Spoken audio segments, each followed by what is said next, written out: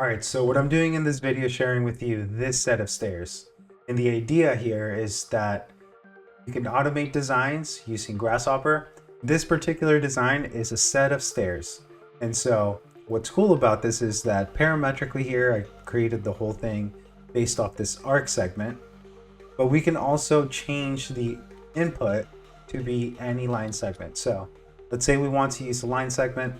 I can go here inside of Grasshopper, go to set one curve and override the input. Now, one of the things that happens is depending on the input that you have, the frame that creates the whole set of stairs sometimes can be flipped in a different direction. So what I'm doing here is by programming this in a way that you can rotate it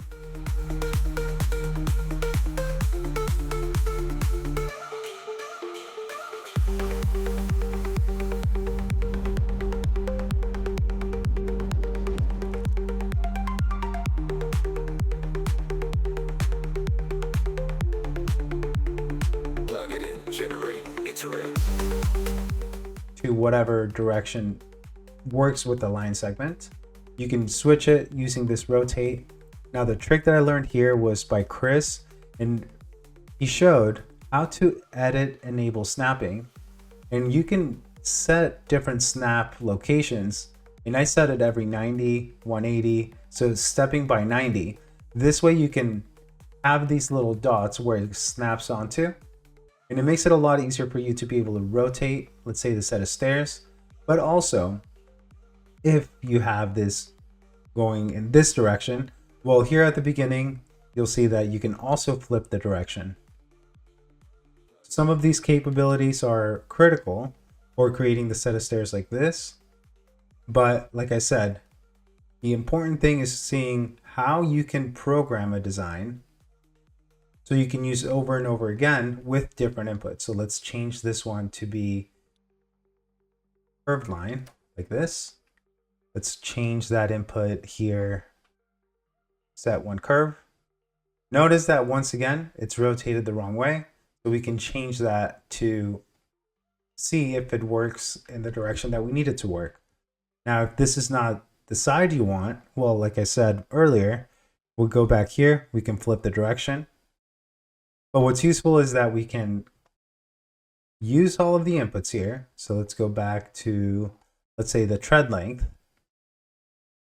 Then the nosing. So some of these details are critical when you're creating a set of stairs. The nosing depth, how far that overhangs. Then the tread height. So this one is typically a consistent number all the way up. Then we have the fillet for the nosing. That's a nice detail to have within a script. And then the number of treads. So obviously there's going to be some limitations, like if you make this arc too close together, at some point when you create some treads, they're going to intersect with each other. So those are the things to keep in mind. But those are things that would happen regardless, let's say, even if you're modeling this within Rhino. So those are critical, like I said, critical things to keep in mind when designing a script. Then we have also the overall depth. So this is going to be how far this goes. And in my opinion, this is one of the most useful scripts that I've made because you can use so many different inputs just based on a line segment. So this one, when we bring it to the inside, obviously it's going to overlap. We can bring this out like this, or we can flip the direction. So this is more than anything an overview, sharing with you some of the cool things that we can do with the script like this. And I'm going to do a simplified version to show you how to create the set of stairs, so then you can then set it up to be able to sweep it to do something like this. So if you have any questions, let me know. I want to be able to help those of you who are interested in parametric modeling.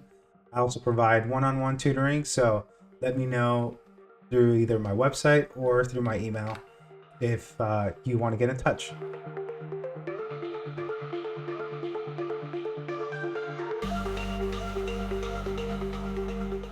All right, so to start here, we're going to have a brand new Rhino file, and a brand new Grasshopper file. I'll have display, draw icons, draw fancy wires, and draw full names. That's how I like to start my script. And so we'll bring in the first component, which is going to be construct point. This will give us a parametric point, and that's going to be the base geometry, because the idea here is to move that point around to create the geometry for the stairs. So we'll take this point, use a move. Well, I like to route it through a point component. This way we know that that's the point that everything will be based off of. And now we can take this and move it in whatever direction you want, but we're going to start by moving it in the X direction, because we'll be creating it in one dimension. So it's going to be a planar drawing. We'll take this, move it in the X, then use the number for the input for the tread length. So this is going to be, let's say 15.000. Now, depending on the units that you're using, this is going to be a different number. So just keep that in mind. Next, we're going to move this down. So move once again, or we could just copy this, plug this as the input, but instead of moving it in the X direction, we're going to be moving this down in the Z direction. So we'll go here to unit Z, and it's going to be down, so negative component.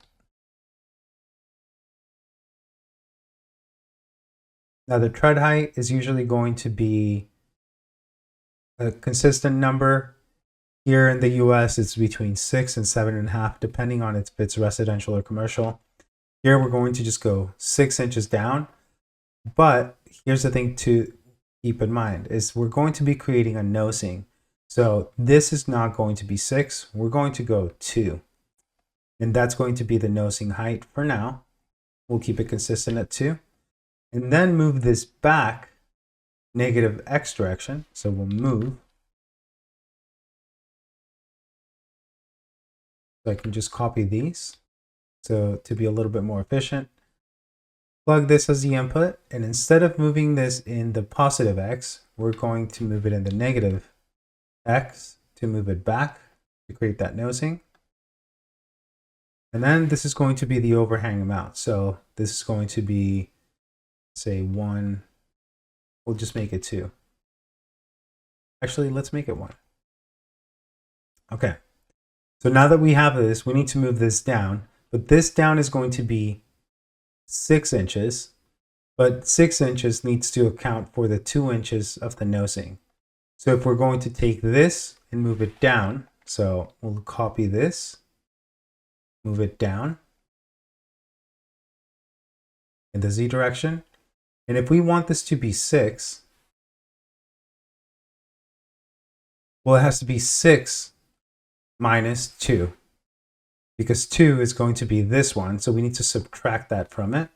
So we'll go here to a subtraction, subtract 2 from 6. So 6 is going to go in A, B is going to be 2, and then we can use the result for this as the Z vector.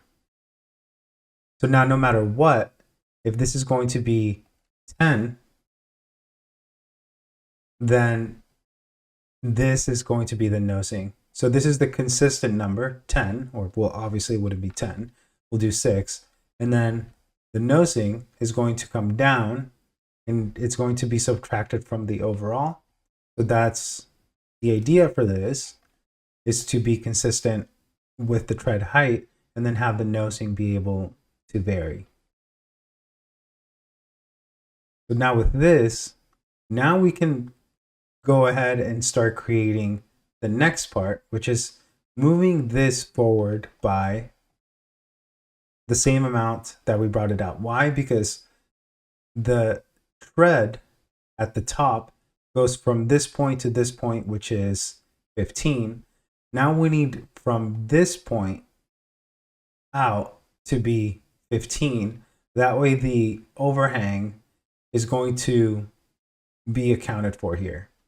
So we'll take this point that we moved down, and we're going to move it out by the same amount that we moved this back. So we'll take these inputs and not the slider. And I'll remove the negative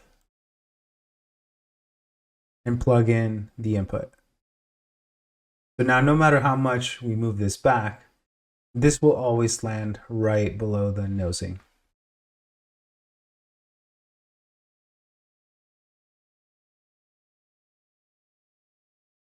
So now at this stage, we can plug in those points together. So we'll start with this point, bring in a polyline, and we'll start by creating the line segment between this one, and this one, which is the first point, the second point, and then the third point. The reason why we do that one separate is because we're actually going to be doing a fillet for this one.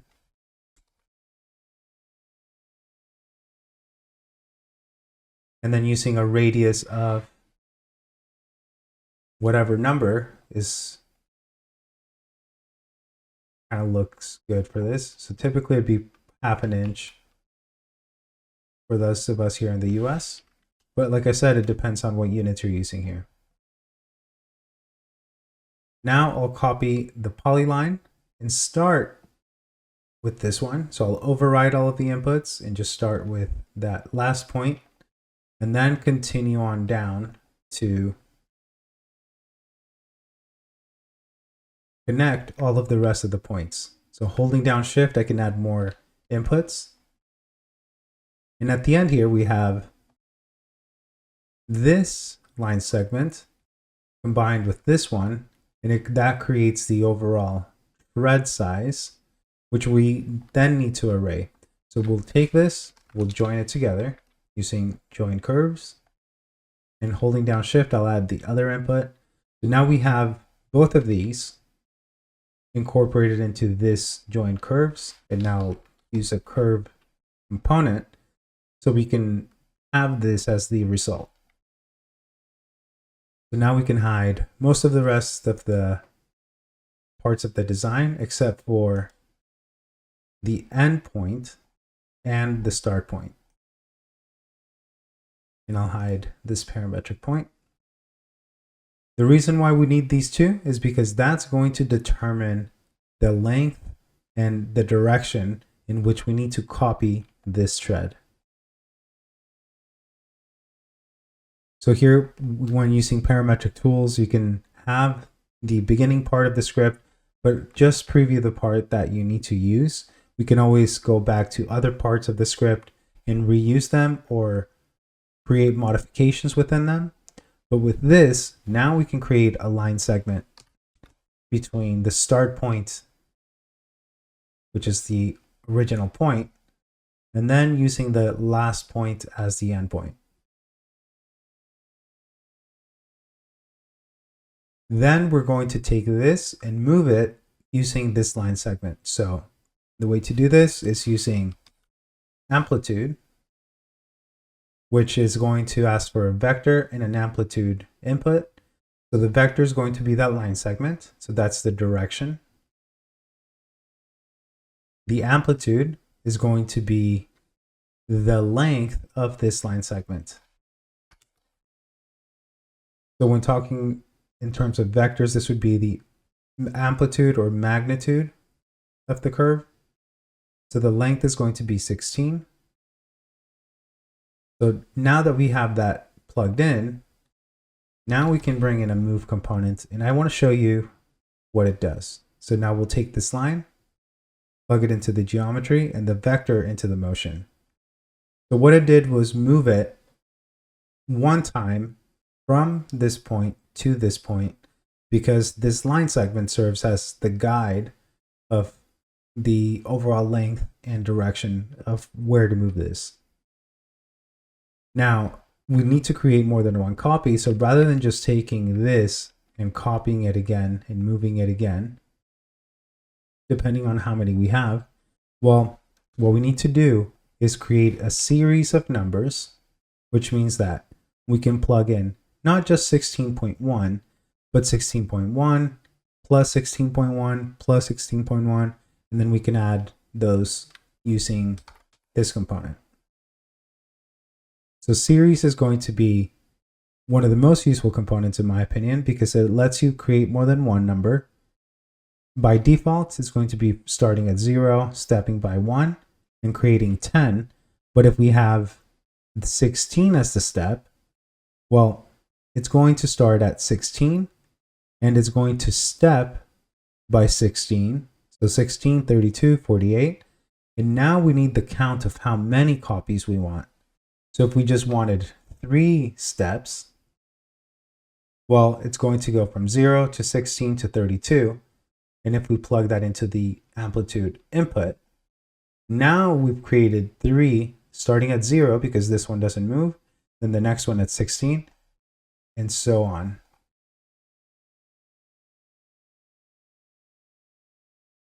So this is the idea for creating a series of steps.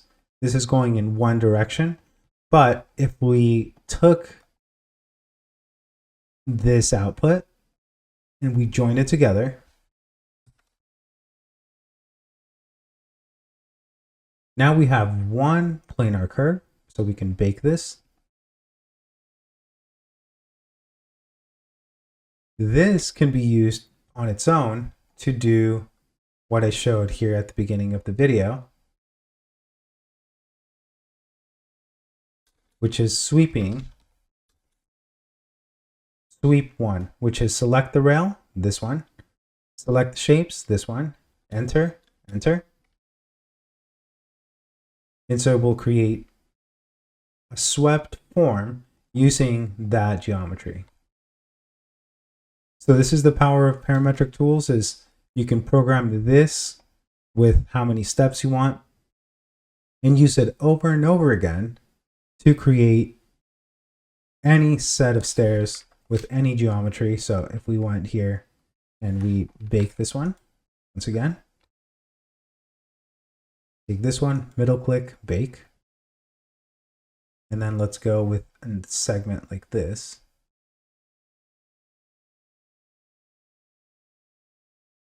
And then we'll go to sweep 1, select the rail first, and then doing the shapes. Obviously, there's some limitations, right? Like here, it's going to pinch on the inside. So we can undo it, move this out, and try it again.